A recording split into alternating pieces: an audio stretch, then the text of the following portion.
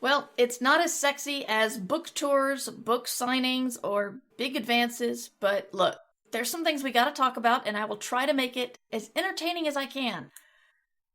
And I Should Be Writing Season 18, Episode 27. But I should be writing.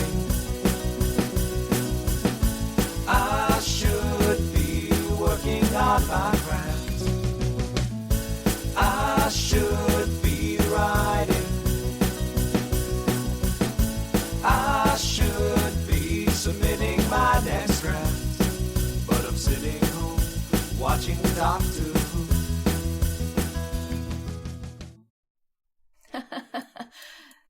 And hi there. Welcome to I Should Be Writing. This is the podcast for wannabe fiction writers. I'm your host, Mur Lafferty. I've been doing this show since 2005, when I hadn't sold anything, and I'm still doing it in 2022, when I have sold several short stories, several novels, done some media tie-ins, and had some award nominations, and a couple of award wins. So this podcast has pretty much chronicled my career from selling almost nothing to where I am today. And spoiler alert, I still have a lot of the same anxieties that I did then. So I'm here to tell you, my listeners, and those watching live on Twitch right now, that whatever angst you're feeling at the beginning of your creative career, it's normal. You're not alone. So let's get started. We go twice a week on Twitch, 3 p.m. Eastern Time, and Tuesday, Thursday. just telling you twice a week doesn't help. Tuesday, Thursday on Twitch, 3 p.m., twitch.tv/MightyMur if you want to catch the next live show. So yeah, I am sitting here in a bit of a stormy time. I have recently let chat know that it's possible I may have to run downstairs for a tornado warning. Or we might lose power, I don't know. But I'm here now, so that's good. Tiny bit of news and stuff. It is the Trans Day of Visibility, so I want to say that I'm very grateful for all the trans friends I have, and I'm grateful for all the parents who support their trans kids. So we very much believe that trans rights are human rights here on this Twitch channel and in my podcast and in my life. And if you want me to not get political, you know, it is about writing, because when people have violence or other sort of harassment facing them, then they can't pursue a creative career because they're having to deal with a whole bunch of terribleness. Some of the best writers right now are trans, and I want kids to grow up and feel comfortable being who they are, and then creating awesome art. Oh, well, look at all the trans hearts in chat! Yay! Awesome. Asserting the rights of marginalized groups isn't political, it's just human. Yes, exactly. Thank you, Underpope. So yeah, we start out with the news. I forgot. Crap. I'm not done with today's writing. I want to say about 700 words today. I am happy with it. I realized that in my murder mysteries, I kind of have this is the third one I've written, and I kind of have a format. I didn't know this, but I'm doing the more information given in flashbacks kind of thing that I did in 6 Weeks, and in Station Eternity. You just don't know that. So, I've done all the build-up, and I've killed my first person, and now I'm going back to look in people's past to see what they may or may not be hiding. So, that gear shift has been really good for me. Also, probably I increased my medication dosage, and things have been really sharp for the past 2 days, and I'm very happy about that. Yeah, I'm writing just background for a couple of characters, and I'm pretty happy with it. So, yeah, that's what I've been up to. and catching up on some old stuff. My that's the list that's on fire. I say it's on fire because, it's like late host spots for Escape Pod, or posting I Should Be Writing late, which I did. The last 3 I Should Be Writings will be going up one after the other in the next, 4 days. I say 4 days because the Patreon gets it first, and then the feed gets it. But they're all going up before Monday the 4th, because I want everyone to know that is when Matt and I are coming back with Ditch Diggers, and we're doing it live on Twitch, 12 p.m. Eastern Time. I can't wait. I miss him horribly because the podcast was a podcast, and it was work, but it was also a chance I got to talk to Matt every week, and he's an old friend, and I miss him. So, very glad to be seeing him again and bringing Ditch Diggers to you again. Ditch Diggers is explicit, by the way, so plan accordingly. And we're going to good news now. If you have good news, please put it in the chat or email me with good news in the subject line, and I'll bring it up on the next episode. But good news for me, well, I mentioned I changed my medication, and it's a noticeable difference, and I'm very grateful for that, because I've been feeling bad because this drug ain't cheap, and I have a couple of friends who are on it and talk about how life-changing it's been, and it hasn't been for me, and I've just been like, do I not get the benefit of these drugs or what? And I think we just found the right dosage. So I'm very happy about that. I am not a doctor, but I will talk openly about my various mental health issues on this podcast, because I want to destigmatize it and let people know that you don't need to suffer to create art. If you're suffering, get some help for the suffering, and you will create a lot more art, trust me. I am not a doctor, but I am someone with issues that medication has helped a great deal. So yeah, got meds, dog continues to heal. She's still, looking at the wound a little bit, so we're kind of on and off with the cone every once in a while, but she's doing better. And I think that's it for me that I can talk about right now. Oh, I have pretty much set up the Spoilers Club. I even have a logo for it, and we are very close to actually doing it. The book will be One for All. I am never going to get this right, am I? The book is One for All by Lillie Lainoff. It is a retelling of Three Musketeers, and it looks awesome. I've been looking forward to this book ever since I heard about it. And so I figured the author is a debut, and I thought one thing I've been trying to do if I bring back regular interviews is try to focus a little bit on marginalized groups and or debuts in the past 3 years. Because debuting after February 2020 had to suck. It just had to. And so I wanted to find a debut to do. So the deal is you go out and get One for All by Lillie Lainoff and read it. And hopefully, I'm shooting for April 30th, but I don't have confirmation from her yet. It is a Saturday. I'm going to probably do somewhat early-ish. Well, like early evening-ish. Hopefully that'll hit a lot of time zones.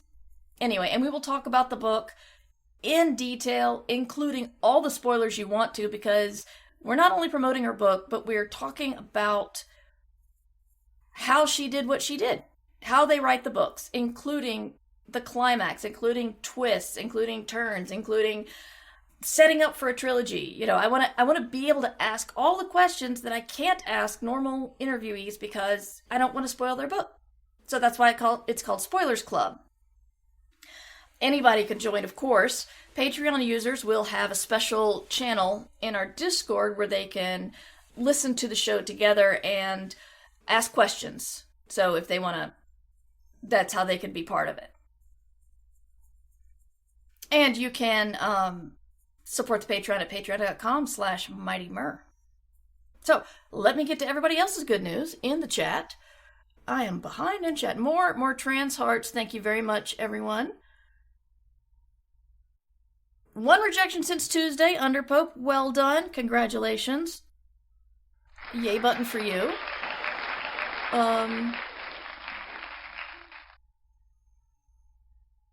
Oh, Numbers Ninja's doing the ding now. I missed that. Okay. Underpope reports that One for All is really enjoyable so far. Yes, join us on Discord. We don't have cookies, but we have fun times. Yes. Shards is working on chapter 6. I'm still amazed you write while the podcast is going. I always need some kind of noise. I get that, but I've tried to write when other people are streaming, and I can't take dialogue. I can't take words. If I know the song really well, I can listen to words with lyrics, but yeah. Did you get my rejection? Yes, sorry, Green. Actually, no, wait. You had 1 rejection and Underpope had 1 rejection? It sounds like, nope. Numbers Ninja just went up again. I still think we're 1 ahead, but you know what? We've crossed 100, and I think that's awesome, so I'm not going to worry about it. I still think we've done 3 dings for 2 rejections. If anybody else has a rejection to report...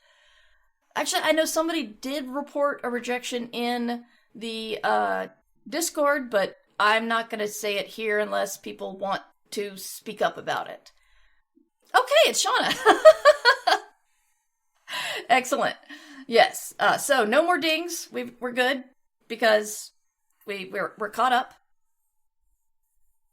Congratulations, Shauna.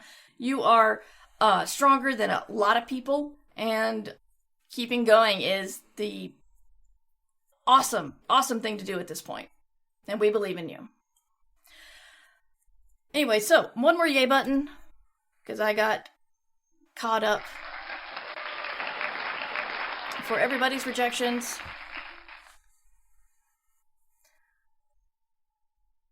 That's my accountability buddy right there, working writer. Yeah, Daniel, that's awesome. All right, so as I mentioned before, today is Trans Day of Visibility, and want to support all of my trans friends and trans audience members.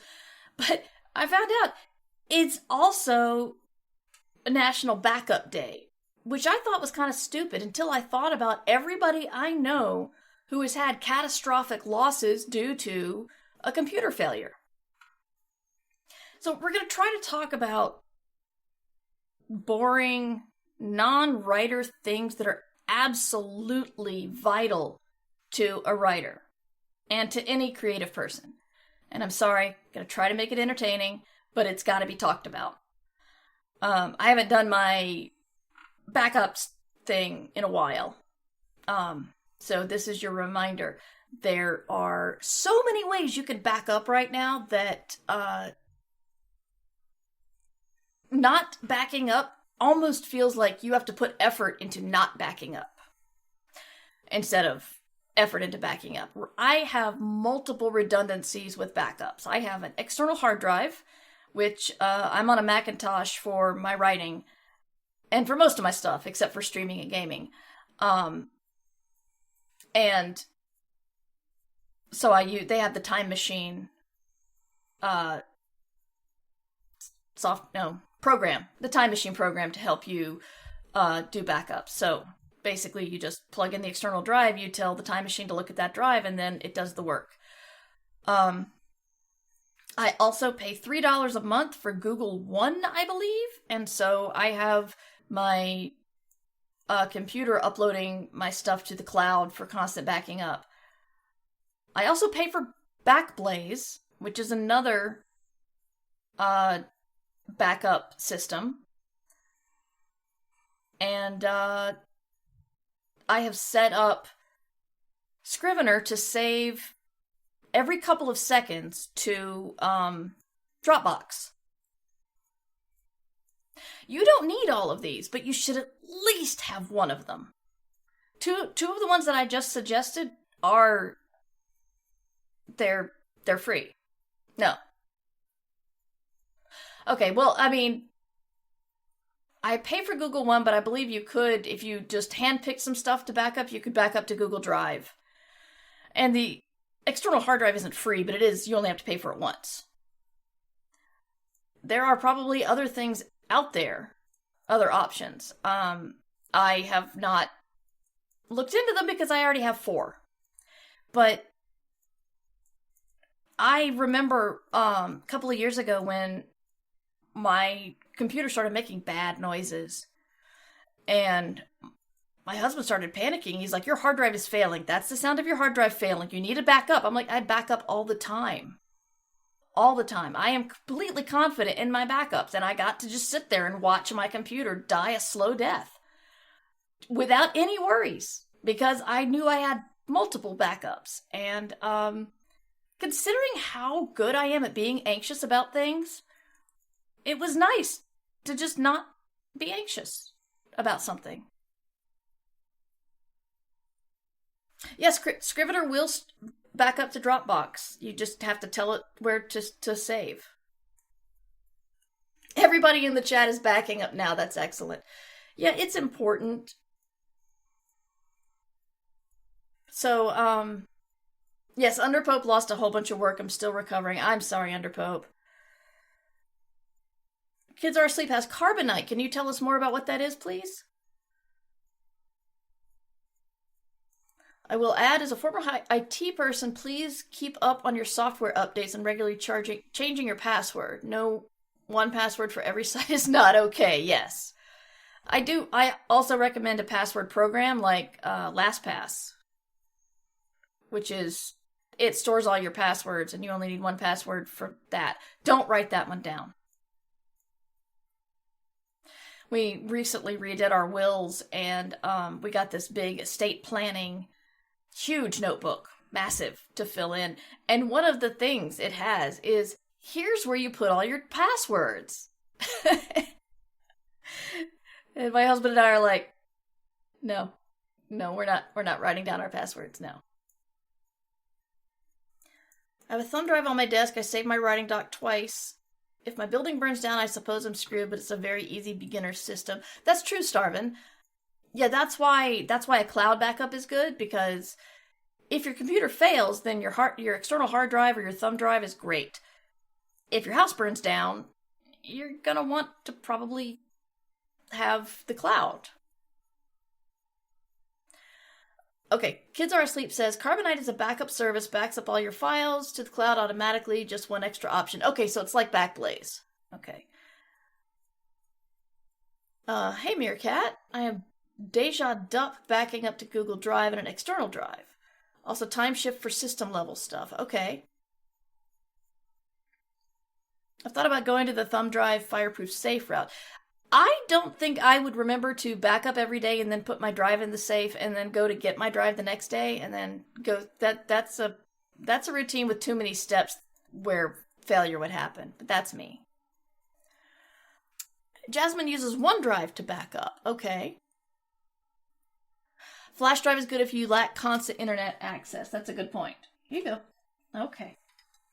Takes it with such gentleness, like, oh, I suppose I'll eat the cookie. If I have to. So that's backing up.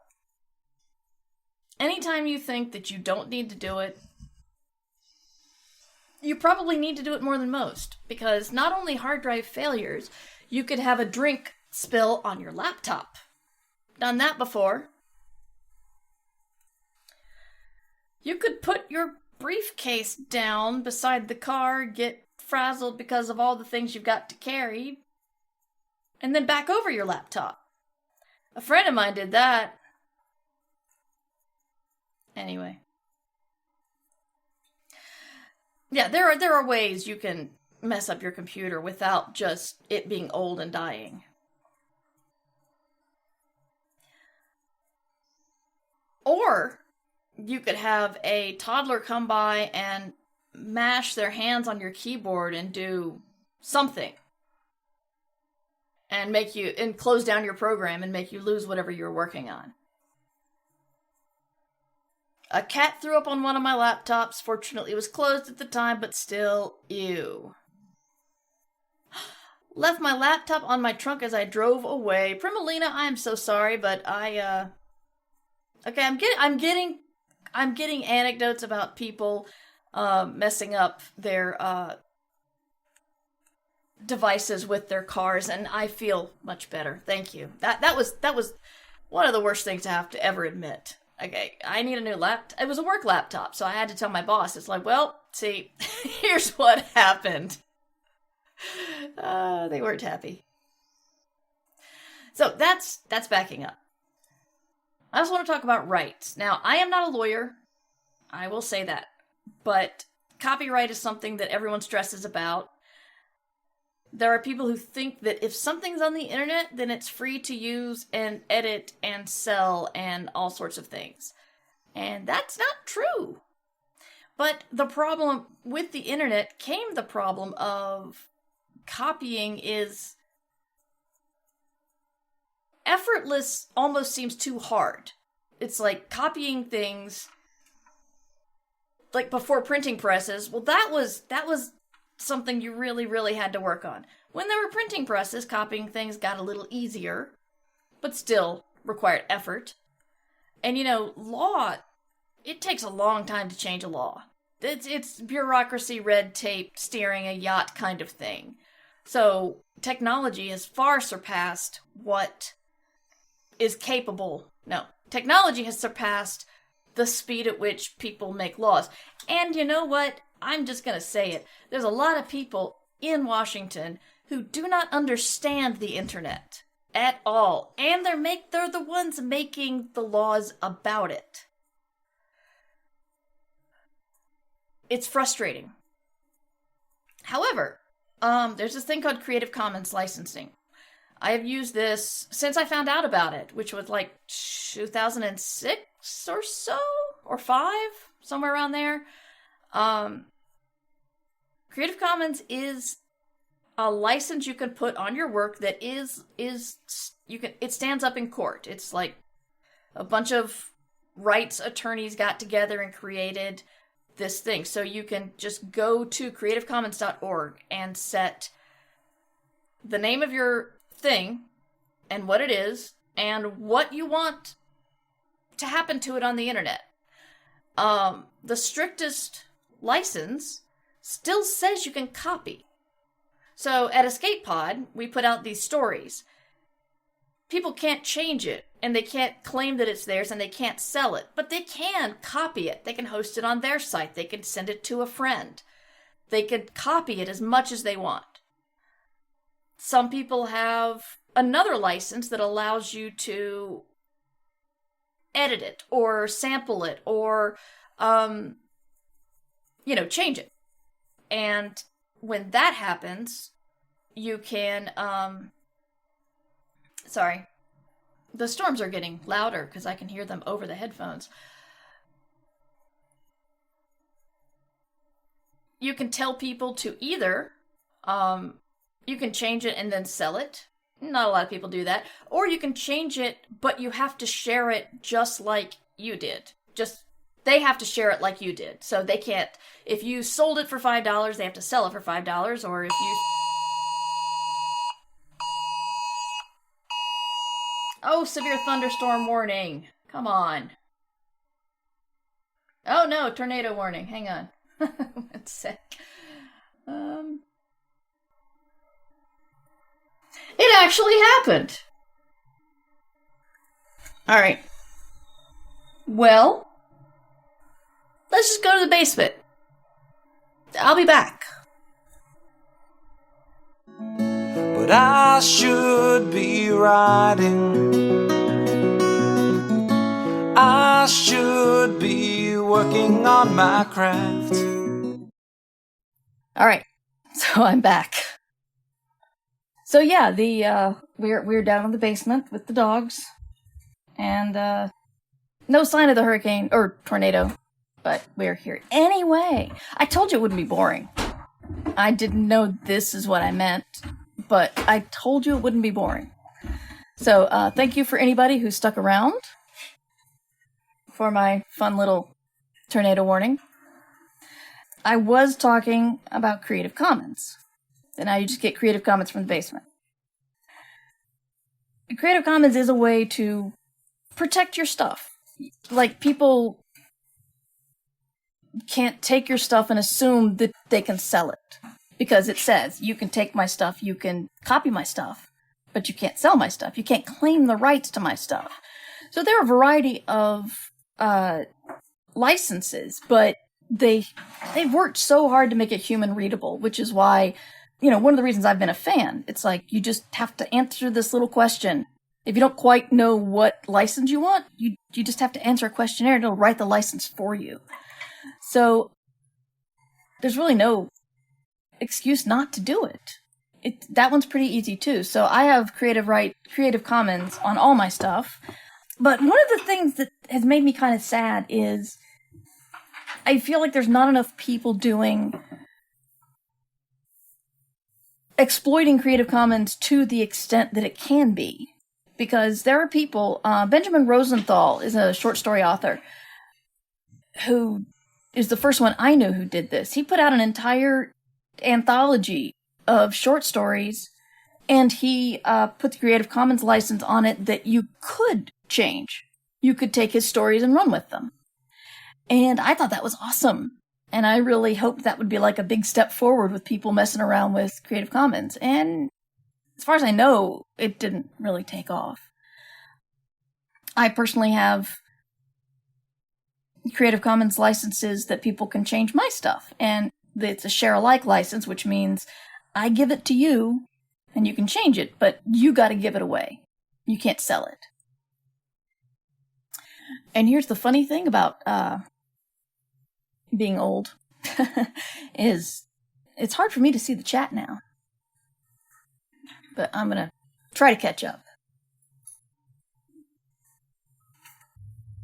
So, well, writing is hard and ideas are in abundance. That's a good point, Kit. But, so many people write fanfic, which is technically a copyright violation. Now, I don't know, I think most of the authors who actually run after people are dead now, but, or have more money than the Queen. But, really, it's fanfic would do well with Creative Commons licenses. I realized yesterday I was trying to reference something from the Neverending Story book, and I read a couple of chapters and remembered that a lot of the chapters end with, well, that's another story and will be told another time. And I just realized, wow, I bet there'd be a lot of good fanfic from Neverending Story. And then I looked to see when Michael Ende, I don't know if I can pronounce his name correctly. It's German. I'm sorry? Ende. Thank you. Michael Ende. Well, he died in 95, which means it's going to be 2070 before you can publish works based on his stuff. So, I'll be 97, so I don't think my fanfic of Neverending Story would go far.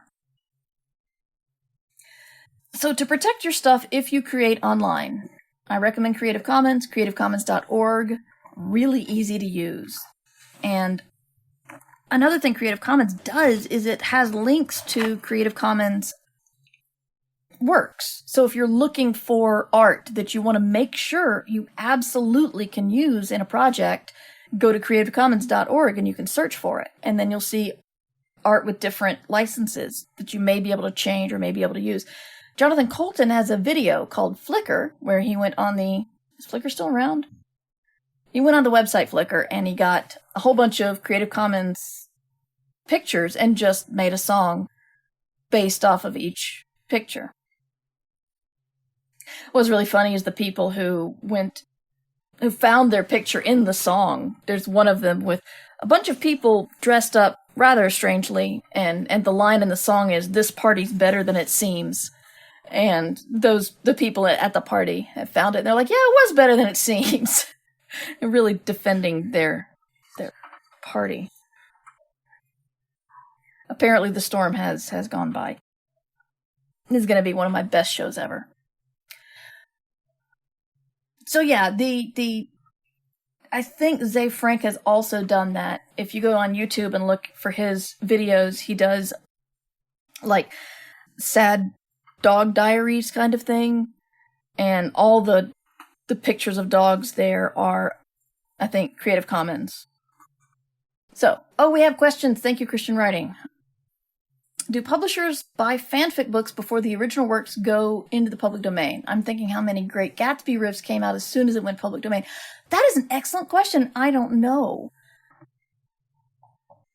I know people probably have stuff written, and because I'm betting a bunch of Agatha Christie stuff is going to come out soon, and Winnie the Pooh stuff.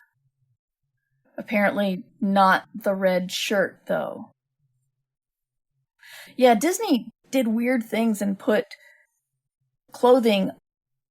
Was Disney Wizard of Oz movie? No. MGM. So yeah, they did little things to brand their stuff. So if you go see Wicked, or you read any of the Gregory Maguire books, Dorothy doesn't have doesn't have ruby slippers. She has silver slippers, because silver slippers were in the book. If you have a Dorothy with ruby slippers, that is a copyright violation, because MGM gave her ruby slippers. And Disney also put the red shirt on Pooh, so if you try to do drawings of Winnie the Pooh, you can't have the shirt. Again, I am not a lawyer, so I don't know if they buy stuff. I'm betting authors and their agents have worked together to get stuff ready to submit when something goes in the public domain. But that's a good question. I should ask. I need to ask somebody that. But yeah, it's one thing I love about Creative Commons is they have worked so hard to make it so user friendly, and you really don't.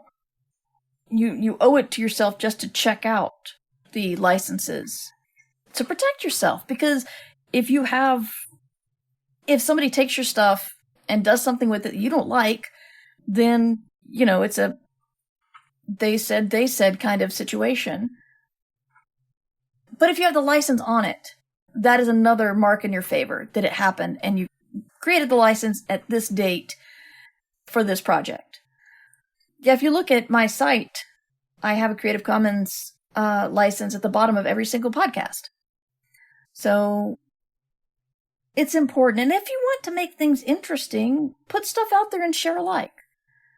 Because that encourages more art to be created. And that's how art happens, really. You get inspired by other people's stuff. So, does anybody have any questions? Okay. Yeah, remember Hurricane Fran when the eye passed over us? That was a thing. And yeah, if you have any more questions about Creative Commons, please let me know, because I think it's very important, especially for people who create stuff online, to understand what your rights are and to protect them, but still contribute to the, huge grouping of art that inspires others. How does that work with stuff you've submitted to publications? If you publish, you should not publish things online if you want to submit them to publications, unless they get hundreds of thousands of downloads or a huge following like Wool or Old Man's War or Long Way to a Small Angry Planet. Because normally they see that as already being published.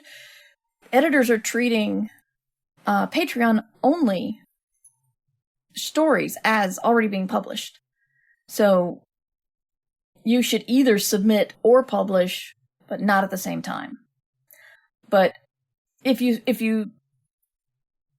can put your stuff out there if you've been rejected, or if you want to put it out there first and put the license on it, and that will make sure you put the license that you want non-commercial, because not that I know any publications that do this, but if you don't put the non-commercial, then it's possible the publication could take your story and publish it themselves and not pay you because you've already put it out. One thing a friend of mine got really confused about was he thought that putting a Creative Commons license on his work meant that he had to follow the license.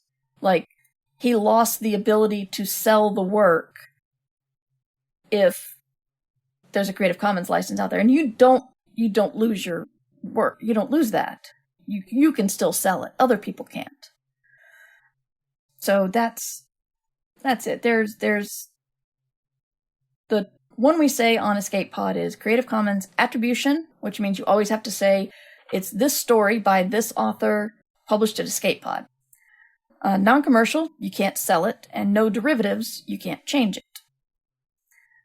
Share alike, I already mentioned that one is people can do whatever you did. So if you sell it for $5 and you've got a share alike license on it, they can sell it for $5. They can change it and sell it for $5. But you have to follow the original license. There's public domain, which is why I was confused about Tom Lehrer saying there was no way to put his songs in the public domain, so he just put a letter on his site. Because I thought you just register with Creative Commons and say, I want this in the public domain. But I don't know. But it looks like we are safe here. The birds are out. The phone isn't making terrible noises, so I guess I'll go back upstairs. Thank you guys for hanging out with me. But I should be writing. I should be working on my craft. I know it's not fun, but it is important. And the more you learn about Creative Commons, and the more you back up your stuff, the more you can take your stuff and either go to Creative Commons and get work to enhance your stuff, or put your stuff to be searched on Creative Commons to give back to the Commons and make your work be part of something else someday. You know, I'll just be honest. I think that I've considered taking my Afterlife series and putting it up for a much lighter license. It's not a work I wish to revisit, and I never, ever, ever want to rewrite it. And I've had many agents try to sell it, and they failed. And I wrote that so many years ago that,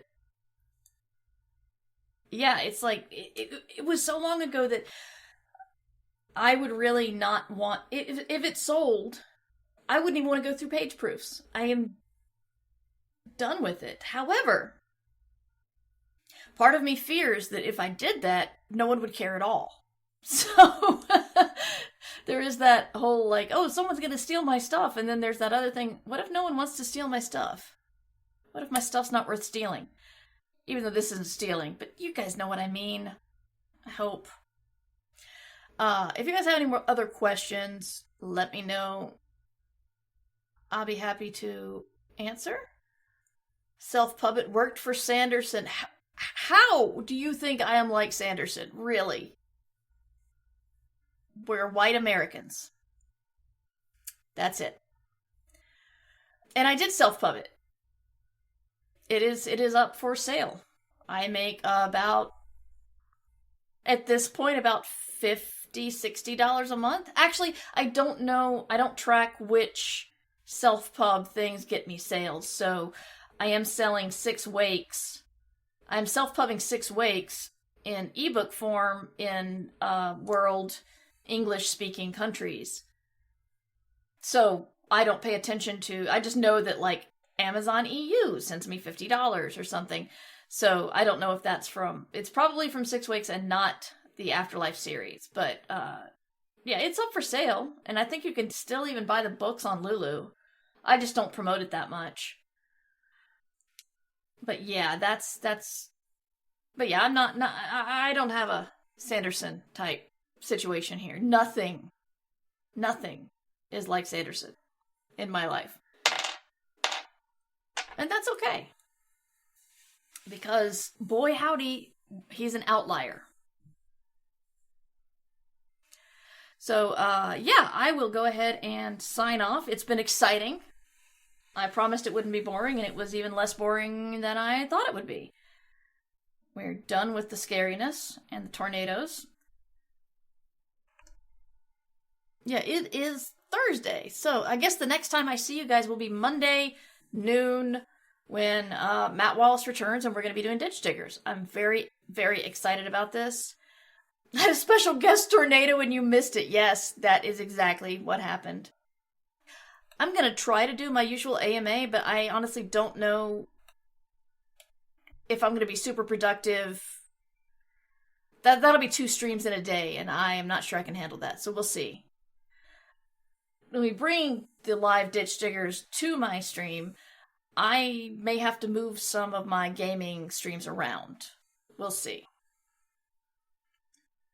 So I'll do my ending thing here, and thank you guys for listening or watching and hanging out with me in the basement for I Should Be Writing. It's an indie show when I am not making big bags of money like apparently all the other podcasters in the world. And I am make what I can get from Patreon because I don't use a lot of ads because people support me on Patreon and I very much appreciate it. So you could be part of that at patreon.com/MightyMur. You could also support at Ko-fi, ko-fi/MightyMur, or .com/MightyMur. Yeah. You can see my blog, and it's not really a blog anymore. No one blogs anymore. The place where my podcast lives at Murverse.com with all my book information as well. And if you join the club at where we are all fabulous creating stuff, you get access to the Discord, you get to hang out and talk about writing, get an accountability buddy, and then we're going to be doing more with the book club. The book club is Lillie Lainoff's One for All. We're going to be doing that at the end of April. It's not hammered down yet, but I hope so. Lots of stuff. Anyway, so check out my books, check out my podcasts, my site, all that stuff. Murverse.com. And I hope you have a good weekend because you should be writing. I Should Be Writing is available to you under a Creative Commons Attribution Non-Commercial No Derivatives license. Theme music by John Anelio. Art by Numbers Ninja. Production by Summer Brooks. And hosting by Libsyn. Find all of this information and more at Murverse.com. And remember, we can't do this without you. Thanks for your support. I should be writing. I should be working on my craft. I should be writing. I should be submitting my next draft. But I'm sitting home watching the Doctor Who. Yeah, I'm sitting home watching Doctor Who.